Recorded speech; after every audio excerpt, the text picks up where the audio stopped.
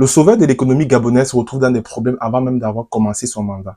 Henri-Claude Oyima est à la fois depuis le 9 mai PDG de la BGFI Bank et ministre de l'économie, de la finance et de la dette. Pour bien vous situer le problème, il faut savoir que la BGFI Bank est la plus grosse banque du pays et la BGFI Bank, par exemple, a octroyé 50% du crédit à l'État gabonais au troisième trimestre 2024. Il faut savoir qu'au Gabon, la dette publique atteint 80% du PIB et 10% de la dette publique est détenue par les banques locales. Et donc, la BGFI étant la plus grosse banque, détient en fait la plus grosse partie de cette dette-là. Donc, le nouveau ministre est dans un problème évident de conflit d'intérêts qu'il reconnaît lui-même parce qu'il se retrouve à la fois comme débiteur en tant que ministre des Finances et créditeur en tant que BGFI Bank. Donc, en réalité, il pourrait demander un crédit, en fait, à la BGFI Bank et octroyer lui-même ce crédit. Donc, c'est une situation assez inédite. Et mi-juin, le FMI sera présent au Gabon pour faire l'état des lieux du financement. Et en fait, les finances du FMI passent directement par l'État, c'est vrai.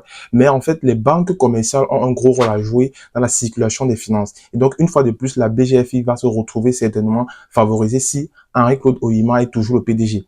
Mais il faut aussi comprendre que même s'il n'est plus le PDG, il va entretenir une relation particulière avec la BGFI parce que sa famille et lui détiennent la BGFI à hauteur de 27%. Donc, il est quasiment actionnaire majoritaire de la BGFI et il n'a jamais, au grand jamais, dit qu'il devait se délaisser justement de ces actions-là. Une partie de l'opinion publique gabonaise se réjouit de ce conflit d'intérêts parce que c'est la preuve même de la compétence de monsieur Henri-Claude Oyima et ils estiment justement qu'un problème de conflit d'intérêts est plus facile à régler qu'un problème d'incompétence. Dites-moi dans les commentaires, d'après vous, est-ce que le PDG d'une grande banque peut être en même temps ministre des Finances, de l'économie et de la dette? Si tu as appris aujourd'hui, tu sais quoi faire, like, partage et surtout abonne-toi.